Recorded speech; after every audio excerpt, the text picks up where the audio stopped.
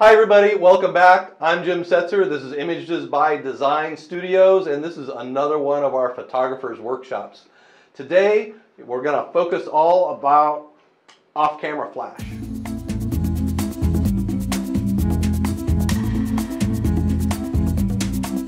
Now, someone mentioned today, hey, didn't you do like a beginner's flash workshop back in January? And yeah, I did.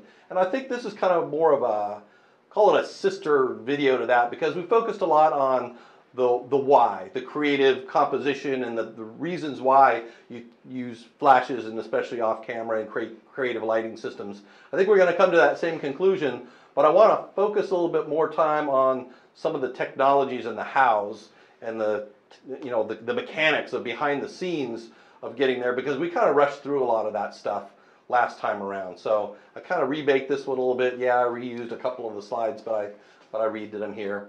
So that's the plan for today. As usual, topics. Are you seeing topics? Good. All right. So obviously we're going to start with a round table about with introductions like we always do. We can't have this discussion without a quick review of things like pop-up flashes and speed lights in general.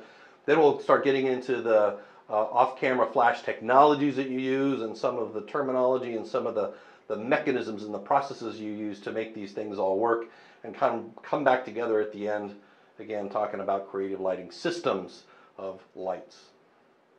That sound all right? Sounds good. Sounds good. All right. Again, I just throw these together out of my pointed head about an hour before this thing starts. So I know I've forgotten something. There's a wealth of knowledge in this room as I look around. So I'm expecting a lot of input here. It's a conversation, not just me regurgitating what's on the slides. So please, I want everybody's inputs. Bring your knowledge, bring your experience, bring your questions, and let's talk about that stuff, because I don't want to talk straight for 2 hours. All right. Touch. There. All right. It's a Pentax. I actually have one of those. Do you? It's red too. It's a sexy camera. Red. It don't shoot black and white. Yeah. It only shoots in red. Right. Okay. All right. So pop-up flashes. They have a couple of nice points, and we'll run through those pretty quickly. They're convenient, right? Almost every camera's got a pop-up flash. Right, Save a couple of top-end cameras that may have excluded that feature because they figure the people that are buying those cameras don't ever use it. Anyway, so it's convenient. You've got it. You can use it in a pinch if you don't have any other lighting source and the ambient light around you is insufficient. You can pop it up. You can use it, and it's already designed to work with your camera, so there's no guesswork on whether or not it's going to sync or it's going to fire, it's going to work. It's just kind of, you pop it up, it kind of works. And that's about where the sexiness of a pop-up flash ends. The first big problem that I always have with them, it's direct light. It's coming straight down the barrel along the barrel of your lens. So everything you shoot is going to be very flatly lit. There's going to be no highlight or shadow. It's all going to be very flat. It's not very interesting for portraiture or products or almost anything. It just simply doesn't work. And because they're almost impossible to diffuse properly, they're always going to be very hard light. So it's going to be really hard light against things, and just, the shadow behind your subject on the wall is going to be really sharp and hard, and that's never really pretty. So that's bad. It is the source of red eye, and we all love red eye. Pete, I think you were the one that pointed out last time, you can't ever use a lens hood when you're using this thing, because the light's always going to bounce right into the side of that lens hood. You're going to get this god-awful shadow along the bottom of your frame. And so I like to always shoot with a lens hood, because I don't use filters for protecting my front element. I use lens hoods. Even here in the studio, because if I drop my camera, I can easily replace this $20 piece of plastic a lot cheaper than any front element glass. So. And then the last downside that I threw down on this slide was just they're not very powerful. I mean, look at it. It's tiny. It's using your camera's battery. They're just, I don't know what guide numbers they typically are, but they're not very powerful. So you can't really even use them in anything larger than a small room. Yes, Pete. You did miss one plus. Please do. You can use that to fire an off camera. Well, we're going to talk about that in a little bit. Okay, well, that should be a plus. my opinion. Yep. Should be a check mark. Okay. All right. I'll add it next time. Anything else? What else do people? What was the last time you had to use your pop-up flash? Recently, but it was an emergency. It Was it an emergency? the bad light, outside. All of a sudden the weather changed, and we weren't going to shoot like that. And that was at the marathon. Everything changed, and what do? You're getting up. You couldn't do anything but try to use it. Yeah, it made it good in certain ways, and then you're worried about red eye, and it was just. That's the convenient part. It's right there. You don't have to go back to the car to get it. Yeah. You don't have to, stick it on top of the camera. It doesn't add another pound to what you're carrying already. Right. It's poof, It just, pop it up and it's right there. It's just an emergency Right. situation. I hate using them, but Sure. Yeah. There is another downside. It's gonna suck battery life. Right. mm-hmm. Okay. Well, that's either good or bad because I like to carry with me as few batteries as possible. So when you start filling your bag with all kinds of gadgets and they all take different kinds of batteries, guess what? Now you're carrying around this big bucket of different kinds of batteries because you got to do all that. So I can see that as either a plus or a minus. But you're right. You start shooting with this all day, and especially if you've got a camera that isn't very effective with battery life, like an older Sony or something like that, you could deplete that battery even faster. Yep. I used it the other day on a macro shot that actually turned out pretty good. Really? Mm-hmm.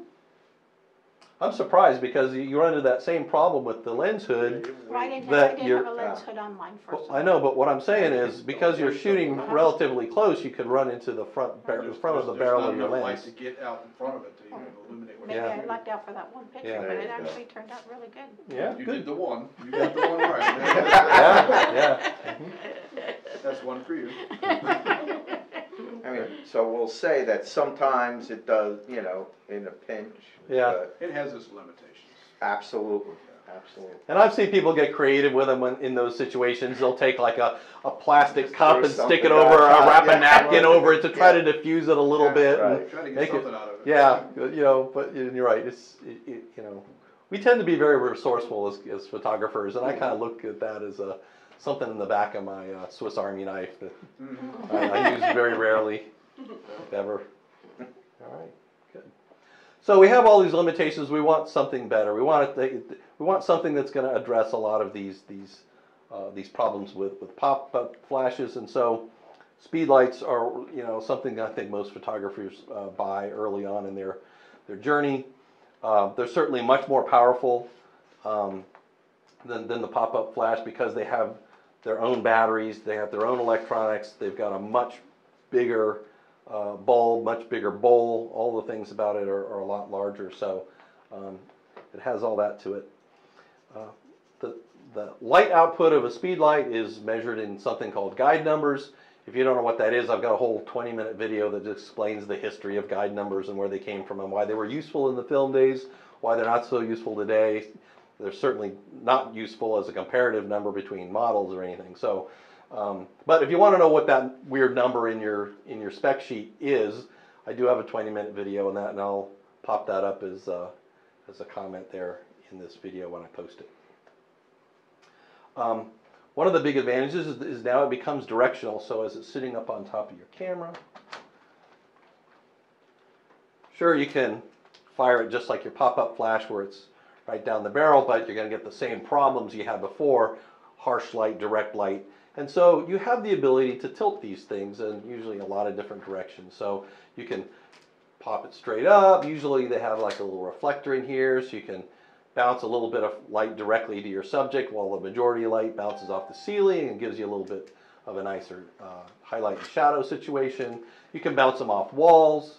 Got to be mindful of the color of the walls though, because whatever color you bounce this off of is what's going to be reflected in your subject. So be mindful of what you're bouncing it off of. You can even bounce them, behind you and back again. So that's a big plus.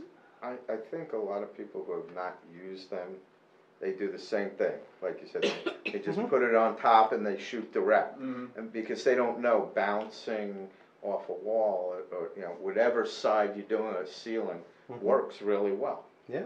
But they think, oh, here it is. They don't know why it turns. Mm-hmm. They just, oh, I bought a flash. Yeah, and all they have is a much brighter, flat, brighter red eye, and then yeah, and all their friends are going, oh God, stop that. Also, these things have a lot of controls to them, right? Not only can you change the power level of this with usually dedicated control sets, but there's a lot of other features in these things. For example, you can, let's see if I can do it on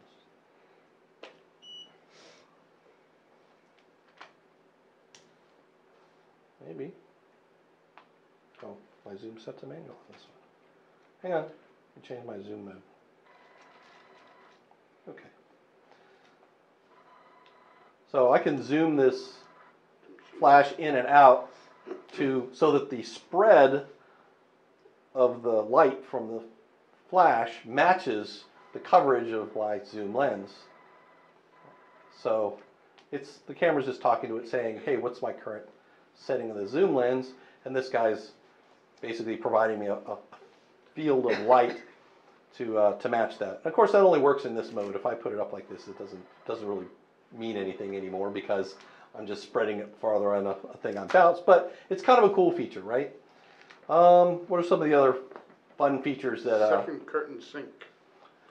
Okay, so It's a fun thing to do with this. It is. yes, but I think a lot of pop-ups could do that as well. Second curtain sync. You're doing the flash at the end of whatever you're trying to shoot. Like if something's in motion, instead of doing the beginning of it, you kind of get a trail. Okay. Which is probably another conversation on another Yep. topic. Effect, about how to do certain things in certain settings, and not every flash and every camera will do that. Yeah, so I have another video called TTL and High Speed Sync, and we talk about second curtain sync and TTL and high speed sync and some of these other more advanced features that Speedlights bring to the table. I figured we wouldn't spend too much time on those here since we already have videos. And again, I'll post links in the video. You can go check those things out and spend more dedicated time on those. Some of the downsides of Speedlights, they're big and heavy. They got their own batteries. You know, this particular one has these lithium-ion packs, which are relatively heavy, but they last all day, but they are heavy. And it really unbalances your camera, especially if you've got a relatively small camera body and a relatively small lens. You're going to be really top-heavy with this thing, and it becomes very cumbersome to shoot with these things on there. That's why this arm is bigger than this one. Yeah, right. And you're still limited to exactly how you can light your subject, because even though you can bounce things, there are only so many angles that you can shoot off of this and back to your subject and get the light to fall on them properly. So it does give you some flexibility, but it's still kind of limited. And because of the inverse square law of light, who wants to give their definition of that? No. Okay, light. Notes, I'll get back to you.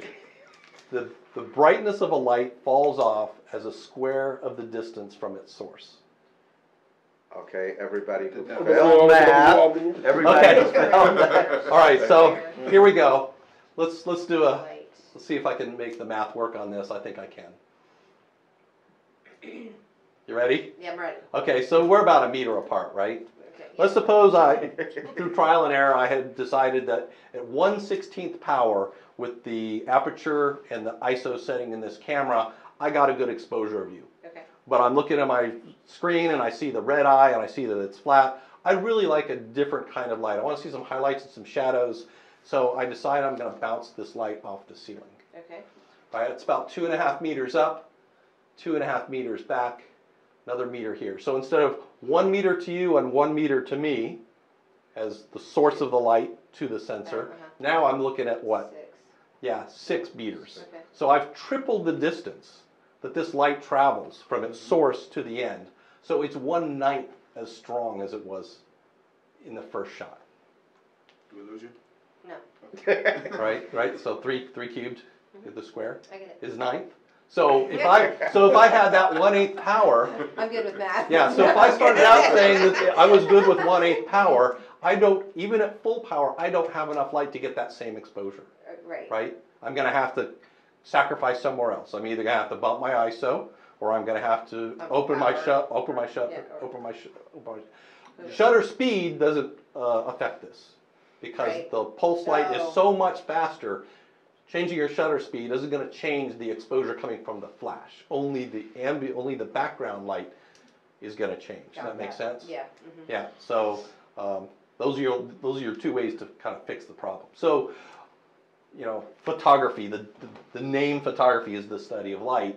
So I think inverse square law is something that a lot of photographers don't really think about constantly when they're setting up and shooting. And for me, it's everything. Every shoot I take, I'm thinking about the fall off of the light, the brightness of the light, where it's going to be, how much do I need here and here and here to get the effect I'm looking for. So I think that's important to know.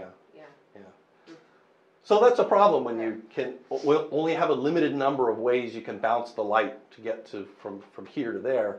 You could say to yourself, wow, you know, I bounced that light and I was starting to get really nice pictures, but I only got 50 shots before my batteries were dead. Well, why is that? Well, Because it's Full power. yeah. there you go. You had used so much light power because it was so lossy.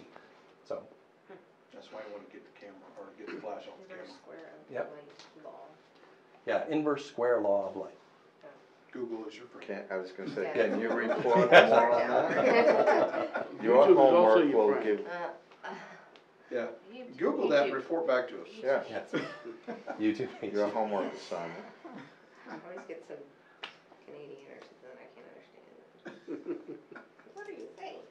What pros and cons of speed lights did I not touch on here? Well, I mean, the biggest thing is, I think, you say when it's on the camera, Yeah, then I'm sure we're gonna get Off the camera. off the camera. Right. it's the title of this workshop. So yeah, you're right. And that's a big thing, again, Yeah.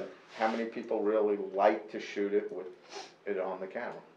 I mean, so that'll be one of the other slides, I'm sure. Yeah. Well, let's take a poll. Who here owns a flash? At least one. All right. Everybody. Who here primarily shoots it in this configuration? I'd say about 50%. I just found out recently about off camera. Uh-huh. When I saw somebody at like a car show or something, putting them around the car and stuff, I was like, what? Yeah. I didn't know you that could work. do that. Yeah. I didn't know anything about triggers. Or, Right, you know, there Uh-huh. you I just go. didn't. Well, I think that's the progression that most Yeah. people, they first put, Yeah? Yeah. first they even get a flash with no control on it. Right. Right. Get Then the you one that's go, much bigger than the pop-up, but it doesn't tilt, it doesn't Doesn't bounce. do It just- anything. It Then- just sits a little higher and it's a little brighter. right, and then, you progress to that. So, Yeah. Yeah, right. As you follow that journey of the study of light, you realize there's more to it than just throwing more light directly. Gear into something. acquisition syndrome. There you go. That's it. Hey, Gas. Jim, Bad case of Gas. gas. you did show the battery in that flash. Now, if your flash is using AA's, Mhm. and you did mention you're gonna have a ton of batteries. Mhm. Also kind of important to know what kind of life you're gonna get out of the batteries you use. Oh, absolutely. You don't wanna be at a wedding reception, having to run halfway across the floor because now you gotta go put another 4 batteries in. Right. I've learned recently that colder weather makes the batteries go Yes. much Yes. faster. I sure will. Yep. So rechargeables are your friend, Mm-hmm. yeah. big time. And, of course, what I usually do is shoot like that, I have them plugged in, I have everything charged when Only I charger get while that, you're doing and it? just keep Right. a charger right there. And they're all Oh. battery packs that you can buy, Right, Yeah. external battery packs Mhm. for the that too. flash. And again, that just adds more bulk to your body. Oh, yeah. Yeah, but you're carrying, it's, always have something extra. But I Oh. have more gear, I need that, right? Yes, you do. You need an extension cord, Right, just in case. yeah. Okay, so we all decided it's a good idea. It would be great if we could just take this thing off the camera and still get all the goodness of a flash by moving this to the side. We could even move it closer to our subject and use lower Hand it power off to someone. if we wanted Stick it over to. your head. Yeah, but how do you do that, right? You've broken this electromechanical connection to the camera. All these little pins here are how the camera and the flash talk to each other. So how can you fix all that? So one way to do it is a hot shoe adapter, and it's literally an extension cable. It's designed for your camera body and your flash, which is also designed for your camera body, and it mirrors every one of these pins. You plug it in here where your flash used to be. It's a wire, it's a bunch of wires, and they literally go there, and that's all there is to it. It's just simply a way to physically move it away from the camera. So you could put it on a U-bracket, or you could put it on a stand nearby, so you can trip over it and knock it over. and then Drag it smash across the the floor. Right. speed light, and then go buy a more expensive one, the one you wanted in the first place. Right. That scares me. Yeah, so the bright side is you never have to buy batteries for them. Right. The downside is they are still a wire, so there's only so far you can go, and like I said, you could trip over them if you wanted to try to drag them too far, and they wear out, and they're going to wear out in the worst possible time, and it's going to be one pin inside that wire breaks, and then it's the one you needed that day, right? It's And the carry TTL another pin. one, so your bag just got Yeah, even it bigger. got bigger. But, you know, up until like 7 or 8 years ago when some of these others came up, this was the most common way to get your flash off of your camera. Like I said, you saw the photographers walk around with these big U brackets, so they had the camera mounted over here, and then the flash was just a few inches off center, and that's all you needed, so you could create a highlight and shadow side on a portrait or whatever, so it was very useful.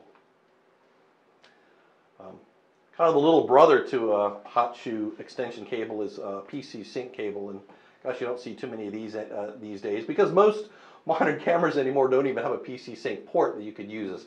It's literally only this pin. It's the center pin, the one that actually fires the flash. So this is the only standard pin in a speed light. This center pin right here. This one. Let's see if I can do it. If I just come on. Oh, Turn it on. yeah. There you go. See, all I'm doing is I'm closing a connection between the foot and the center pin, and that's how it fires. And that's exactly what a PC sync cable does, except it has a dedicated little connector somewhere on your camera, and then there's another dedicated little connector, usually under some flap, that you plug it in, and you can fire it like that. So it's less expensive. They still break, but you can get them a lot longer, so you can run it across the room or whatever. Again, you don't see too many of these left anymore because we've all moved on to different kinds of I'm technology. guessing you're gonna see them more in play in studio situations and where you're really not moving the light too much. It's staying on that stand, that's where it's gonna live. Yeah, and you can tape it to the floor so people aren't tripping over it and those kinds of things. And you don't want to have to change out batteries and things that come with some of these other technologies we're about to talk about. Right. So then we come up to optical triggering. So, like Pete was mentioning before, one of the things your little pop-up flash can do is it can be used to trigger a speed light that is disconnected. So you typically have to put your camera in some kind of mode that tells it, hey, I don't want the flash to light my subject, I want a low-powered flash, sometimes with some signaling in there as well, that this guy, the little eye in here, can pick up. Let me put this thing in that mode. Here we go. I've just told this speed light, hey, I want you to be looking for a sudden change in the brightness of light around you. And if you see that sudden change in brightness of light around you, I want you to fire. So there you go. That's all there was to that. This is great that most of us have this. If you already have a speed light, you can use this technique for off-camera flash, right? It doesn't need anything special, and it works some of the time. Line of sight. Yeah, unfortunately it requires line of sight. So I can't set up a lot of lights back here behind my camera. This might fire if it reflects off the walls enough, but look, it didn't.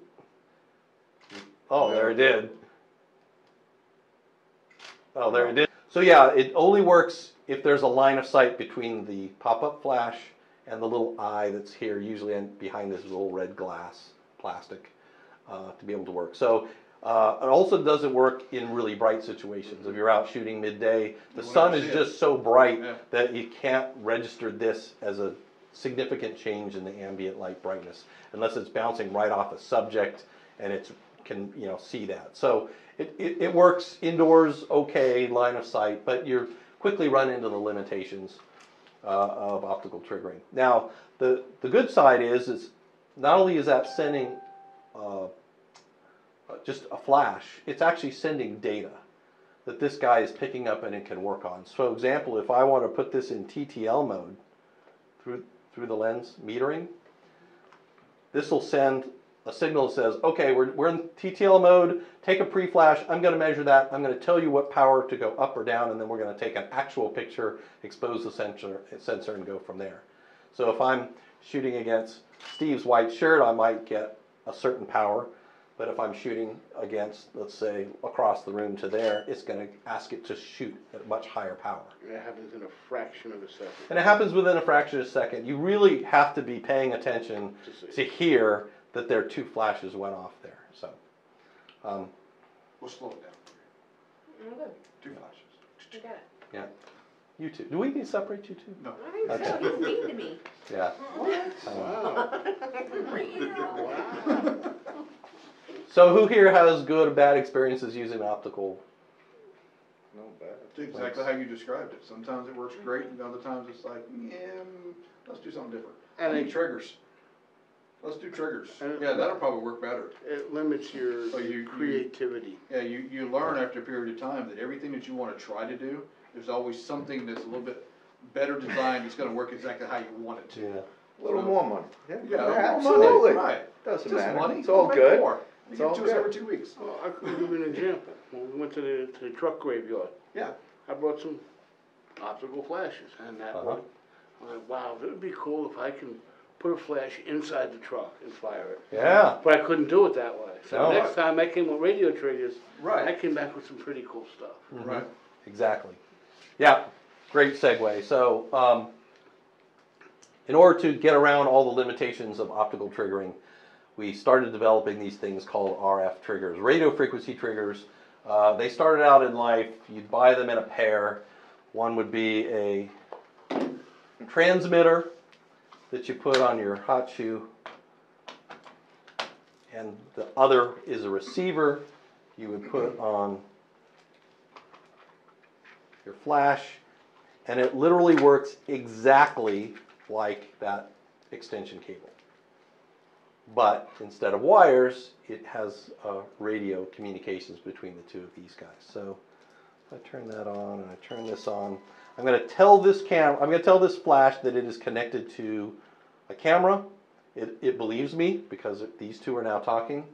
I told, well, just by putting this on here, this camera now believes there's a flash physically connected to it, and now I can put this behind my head, and I could be 100 meters away and this would still work, because it's radio frequency, it goes through walls, it goes through everything, and there you go. So that's the first generation of RF triggers were like that. I used, gosh, probably 3 or 4 different kinds. I used Pixel King. What's the really popular one? The Cowboy Studio. Pocket Wizard. Okay. Cowboy Studios has Radio some Cowboy. radio poppers. But that first generation, they only really triggered, and then they started to get smarter, and you started adding more of these pins in there, so they could do TTL and they could do some of the high-speed sync, other features that were that your camera and your flash were able to do. The later generations of these triggers were able to do all that. So that was an external trigger, external hot shoe receiver configuration. What that is. Eventually, the flash manufacturers got smart and said, why do we need 2 of these? Why don't we just take the guts of this thing and stick it inside the flash?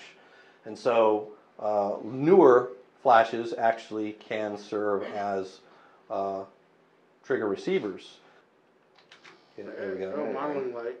Yep. So, Charge. Too flash.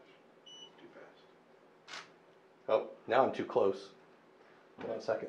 See, it's always something. It's always something, isn't it? This is all the bugs you work out before people show up. Yeah, I know. Hey, live demos, man. Just feel like Steve Jobs, and the live demo never goes right. All right. So that's kind of cool because now you've gotten rid of one less thing in your bag that has to break and one less pair of batteries you got to carry around spares of. So you put all that stuff in there. And those batteries are usually different than what's in the flash too. Yeah. A lot of times there's AAA's in the receiver. Right. Yeah. AAA's in the flash. Yeah. And it's like now you got 4 sets of batteries. And one of those is dead. Right. And you didn't At bring least the one over extras. dead. So you revert back to the pop-up flash because it's the only thing that's working now. Yeah. And the model's sitting there going, Yeah. Or worse, the bride and the bride's family are standing there going, how much did you pay this photographer to show up and doing? not know what they were doing? Can we walk down the aisle? Yeah. No, not yet. Wait. One more. Right. Don't get in the car yet. Can we do a retake of that? Everybody back at Get out of the car and let's do it again. Yeah.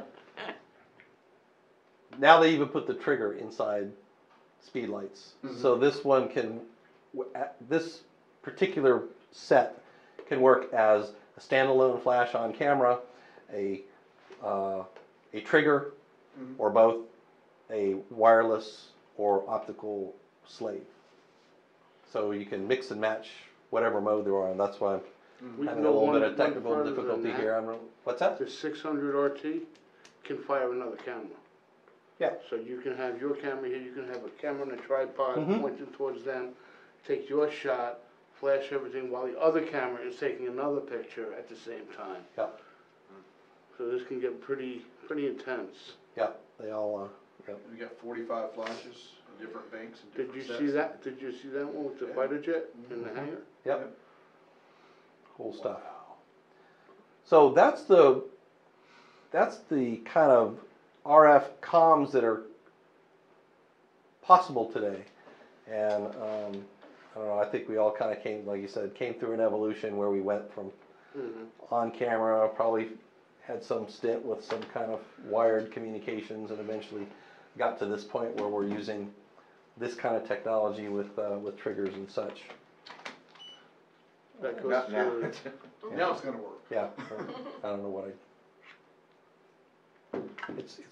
it's probably one of the things we're going to talk about next. oh, So, in this radio communications between the trigger and the master and slave, or the sender receiver, whatever we're going to call it, we've got a number of properties we need to consider. First one I put down is channel, and this is a radio frequency channel, and it's primarily designed so that if we're all got our radio triggers and our speed lights, that I don't fire my camera and Pete's lights go off. I've seen it. So it happens Yeah. very often Yeah, because right. most of these triggers, even though they're really not designed to talk to other brands of triggers, if you're set to the same base frequency, a lot of these are based on 2.4 gigahertz, so they'll fire each other's lights, and not in the way we want them to, right? They're going to fire at the wrong time. So I think the problem here is one of these. I don't have my normal studio setting. I have everything set for channel 2. Because somebody around here uses a camera occasionally. I think it's the guy doing product photography in his catalog business. Occasionally fires, and he was stepping on my stuff. So I just changed all my gear to channel 2. Frequency separates my signals from his signals, and we don't run into that problem. Also, every once in a while, I'm doing a gig where I've got 2 cameras and 2 sets of lights, and I want to be able to fire one set of lights with one camera, grab the other one. For example, I do a fashion show every year, and so I've got one camera set up over on a tripod. There's a little focus trap, and when the model walks through the focus trap, I just hit a button on my remote. I get that one, but then I got a handheld to get in a different location with a different set of lights. I don't want those lights firing off each other. I create glare and all kinds of stuff. So I use different channels to frequency separate those 2 sets of signals. Does that make sense? All right. Yeah, most of this gear, you take it out of the box, you put the batteries in the first time, and it's going to be set to channel 1. My advice is pick a different channel for all your gear. Remember what it is, and just whenever you get new gear, just. And you do have 10,000 numbers to choose from usually. Yeah, it's like 99. Well, we got four places. Yeah, because that's a thing, right? You never know when you're gonna be flying with Yeah, 10,000. I guess if you're at the Olympics or a Formula One race and you're against that wall of photographers, Right. but Somebody's gonna be on the same trigger. Yeah. Same channel. could very well be. Now, besides frequency separation, there's also a digital. This is relatively new. A digital ID that you can set your triggers and speed lights to that actually sends a unique set of bits that are an ID number. And that way, for some odd reason, you had to use the same frequency. You've got this other more digital way of separating your flash signals from somebody else's signals. Ran into this problem. Somebody rented the studio 2 weeks ago. They bought a brand new studio strobe. They brought it in. They couldn't figure out why it wasn't working with all the rest of their gear, and they knew that the channel was the same, blah blah blah. And I said, "Oh yeah, that new piece of equipment that supports IDs. You need to turn that off." And so, just something to be aware of. It's something relatively new that some of these newer devices are using, and so be aware. Lesson learned. Practice with any new RF gear in your house before going out on a shoot, especially one where you're paying money or getting paid. Yeah. So, You don't wanna try to figure it out on the spot. right. It's not gonna work. Been there. All right, and then I didn't know I couldn't find a general term for this, so I coined this term multi-shooter. Let's suppose we're all at a workshop, and so we're all sharing the same set of lights. Usually what happens is if your trigger doesn't sense that you've made any changes to the lights from the last shot in power or anything like that, it doesn't send any of those signals. It only sends a trigger signal. Because it's faster, it's simpler, and it actually conserves battery life because it's sending less radio frequency signals out the wire. But what if we're all have our own cameras and our own settings, and we're making changes on our own triggers, and we're firing these lights? The lights are going to be different than what our trigger thinks it is because somebody else just fired them. So in a multi-shooter mode, you're saying for every shot, resend all the information. So And how do you do that? it's just a setting inside your trigger. And not all of them have it either. Not all of them have it. So you just got to go in the menu and look for, like in this particular menu, and go in here. Depends on the trigger that you have, Okay. because that one is pretty sophisticated. I mean, look at the buttons. What do they do? Yeah, A you little gotta- bit of everything. Right, you gotta, But you've got other triggers that are basic. It just sends a Says, signal and right. fires it, and Mhm. it doesn't care. It's just gonna Yeah. make it flash. okay. That's gonna control what happens, how it happens, and when it happens. So these are a lot of things you think about occasionally. You know, once you've got your lighting setup working the way you want, you generally don't mess with this stuff all that often. But the last parameter that you want to be able to change at will are groups. So instead of just having one light, maybe I've got 2 lights, or maybe I've got 6 lights. And I'd like to, from this trigger, be able to say, I want you to be full power, and I want you to be a quarter power, and I want you to be 1/8 power, and I want you to be TTL metered, and I want you to be something else. So wouldn't it be nice if I could do that all right here from my camera, not have to walk all around the shooting space to every one of these, and bang away at the buttons individually? So groups are a way for you to kind of pair your lights together into common groups, and then just change the camera settings for the group.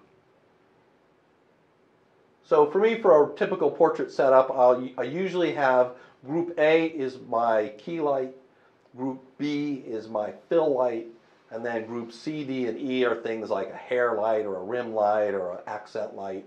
And if I've got multiple lights in those groups, that's fine. I just have to know that if I set group A to full power, every light in group A is going to shoot at full power. Does that make sense? Yes, do you do that in the trigger, or do you do that in the camera? You do it in the trigger. Trigger, okay. Yeah. So this is where the difference between a simple trigger like this, which just has 3 buttons and a thumb wheel, it's a little cumbersome to learn to navigate this thing and to be able to change it. Or you get a trigger that has dedicated buttons for each group. So this one has dedicated buttons for each group, so if I need to change group C from manual to TTL, that was 2 quick button presses and really easy to work on. So if you get to those creative lighting scenarios where you're changing your light, you want to change your lights relatively quickly, investing in a more advanced trigger like this might be helpful. Let me throw something at you. You don't have to have a trigger. You can get another flash. The trigger is basically the brains of the flash without the light. So you can get another flash and do the same thing with another flash. Now the reason I bring that up is, say you're shooting, and I can only speak Canon because I don't know the others. Say you're shooting with the 600s, okay, the RTs. So you can buy the trigger for, say it's $200, but you could buy a 430, a smaller flash, that's going to do the same thing for $50 more. So what does that get you? It gets you the possibility to have that fill flash on top of the camera along with the trigger, and you might need it someday. My point is that it's not necessarily just a trigger. You can buy another speed light on the camera, have a spare speed light, have a fill light or whatever you need, because that's got one purpose in life. He's a trigger. The speed light will do the same thing, plus you got the light. And there's a lot of sophistication going into setting up your groups that most of us probably never use. Because you can put 10 or 15 lights in a group and have multiple groups with depth, meaning more lights in it. But who's going to use that? I spent an hour and a half with a guy setting up groups. Right. Why do you need it? Because I can do it. Yeah. That's Exactly. That's why he wanted to do it, because he can. Well, like I said, I use them because, especially for portraiture, I really want to be able to adjust my key to fill ratio, brighten or hair light, something like that. And those all need to be in separate groups because I need to be able to control them differently. And I want to be able to do it from back behind the camera, not stopping and walking around the studio. I want to be able to adjust, shoot, and move forward. It makes it a whole lot easier if you're going to do it that way. Yeah. Yeah. We don't have the experience you do. Well, that's not true. Different camera manufacturers support groups in different ways. For example, in the Nikon world, for some odd reason, only groups A through C can do TTL. Groups D and E are manual only. I don't know why. Canon, you do A through E TTL. And for some odd reason, you've solved a riddle there. I don't know why. But so, just keep in mind that your camera ecosystem might set some limitations on how many groups it supports and what those groups are capable of doing.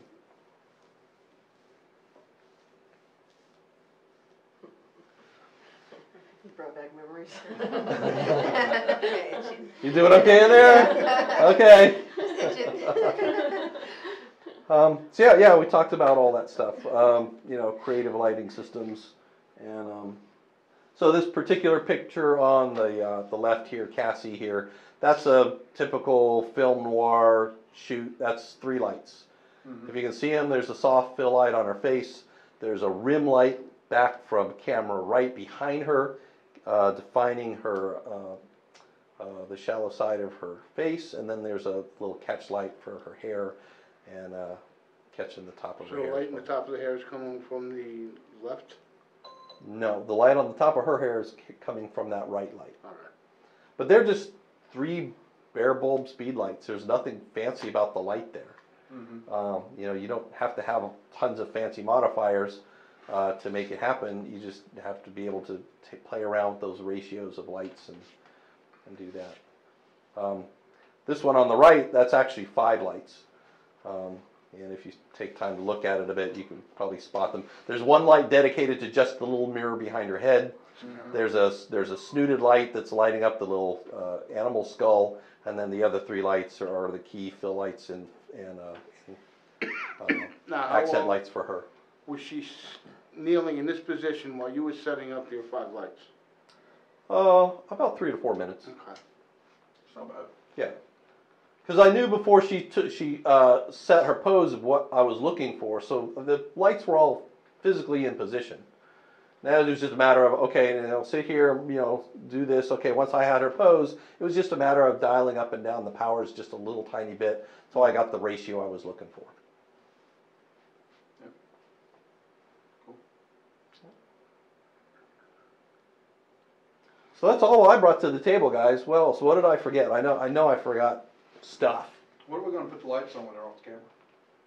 So, what's that? What are we gonna put the lights on when they're off the camera? Well, it could be a lot of different things. You could put it on a stand. You could put it on a little tripod. I didn't bring all this stuff out, but there's a lot of different. They're probably all kind of floating around there. Got the foot. The little I table. highly recommend not attaching stuff to the hot shoe foot if you can help it, because replacing this sometimes can be very expensive. And when they do fall over, and they're going to fall over, if you're mounting to the foot, that is going to break. It is kind of a weak point mechanically, because it's just the way the flashes were originally designed. There's this very common thing called a Bowen's S mount, which is basically just a big clamp that goes over the head. You can put that on your light stand, and because it's a Bowen's mount, you've got a world of different really inexpensive modifiers you can plug on the front, from diffusers to snoots and. This popcorn bowl. What's that? That's my favorite one. You could use the my popcorn bowl, exactly.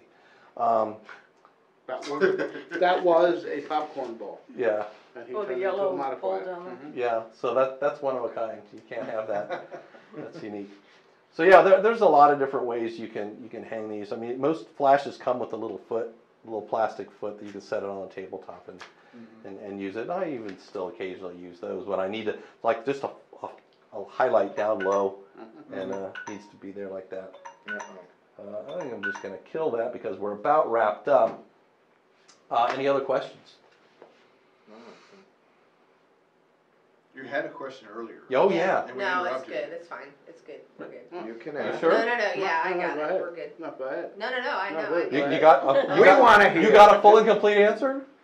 Yes, yeah, because because I had stepped away, and when I came back, I was just making sure you guys were talking about the You? pop-up Yeah, we were talking about you. flash. The pop-up flash being like the trigger for the flash that was off camera. Yeah. That's Oh, what yeah. I just wanted to make sure that I was following. Mm-hmm. Yep. Another thing, if you're using optical and you have your speed light in the softbox, not gonna work half the time because it needs that line of sight. It's blocking the signal. Can't see it. The one on the left would be considered low key. Yep, they're both considered low key. That's why I made the comment about low key, high key, things like that, and the off-camera flash. They all kind of can be done together, because you use the flashes to control the amount of light and the positions and everything to get the look that you're looking for. You can design it however you want it to be.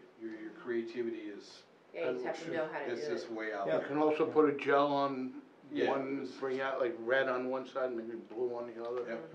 And it brings it opens up your possibilities for Which leads to creativity. more gear, Yeah. stuff. More gas. Then you end up in a Right. studio, Right. And Yeah, then you buy I a know. drone. And then you end up here. so you can store all your stuff that Yeah. doesn't fit in the Well, house you go out anymore. and get more stuff. Yeah, exactly. All right, guys, I appreciate everybody coming out. Excellent inputs and feedbacks and questions. I really appreciate that. Any final words before we wrap it up? Where's our door prizes? By the door. Out the door. They're little candies that I have. Oh, yeah, there you go. All right, for Images by Design, I'm Jim Setzer. Have a great night. Wave, everybody. Bye-bye. Bye.